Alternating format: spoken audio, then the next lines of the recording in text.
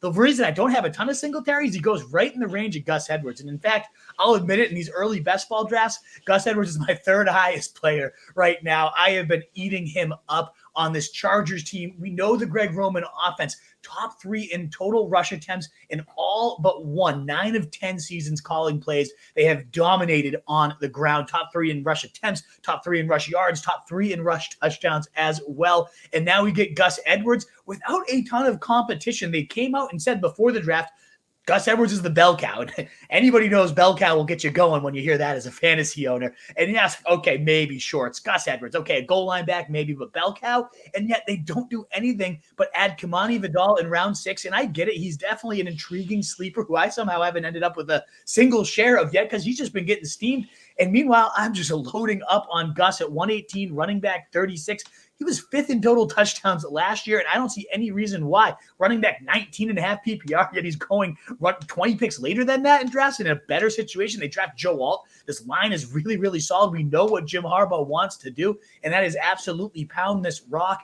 I think this is a perfect guy in these 0 running back builds that's going to score you a touchdown more weeks than not. Is he going to spike for a ton of huge weeks? No, but he did have 3 games of 20-plus points last year, those 2 touchdown, huge upside weeks, and I just don't see much in his path. Maybe if JK Dobbins is walk in the park recovery of an Achilles injury, I buy that when I see it. I cannot believe that for a second. Maybe Vidal, who I do like Vidal, so it's not like I think Gus Edwards has no one in front of him, but Joe Hortz coming from the Ravens before, he knows who this guy is. He cited the fact that he gutted out this rehab and came back better on the other side as a huge plus to the type of character he is, the type of guy he wants to build around. I told you we want to be bigger, play a physical style of football on both sides of the ball, and Gus helps us do that. I mean, they're staying true to their words. They loaded up on linemen.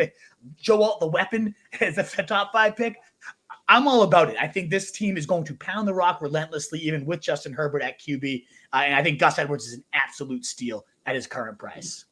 Yeah, it's a totally boring pick, but the argument makes sense. And like the Vidal hype is getting really out of hand. And we've got a guy who was going undrafted in a pre-NFL draft best ball, and now he's all the way up into the 160s. And this is a 6th round pick. Like, I mean, 6th round running backs regularly don't make NFL rosters. Yeah. And this is like, I mean, like you can argue. I mean, like the 13th, 14th round pick that you're spending on Vidal, like it's you can take a 0 there, but I mean, it's just getting harder and harder for me to be interested in Vidal. I liked him a lot, just like I can't say that I was like super invested in him pre-draft as a prospect. I don't think many people were, but just given the landing spot, everyone got excited to some degree. I don't think anyone was saying that this was a bad landing spot for Vidal. I think people were getting excited, but yeah, I mean, I think the RB36 price for Edwards is fair.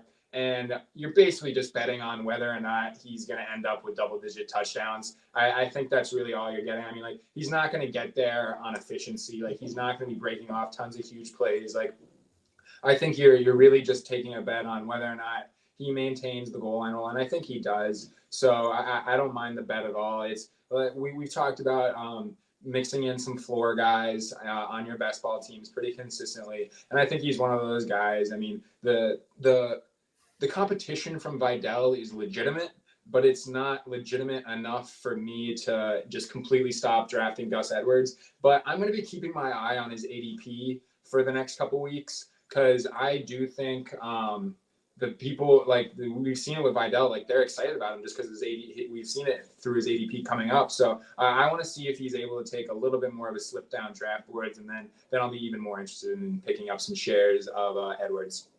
Absolutely. Indeed. Yeah. And again, Vidal, I like the prospect too. A lot of people comparing to MJD. I did actually take a decent amount of him as a last round pick on those early big board drafts.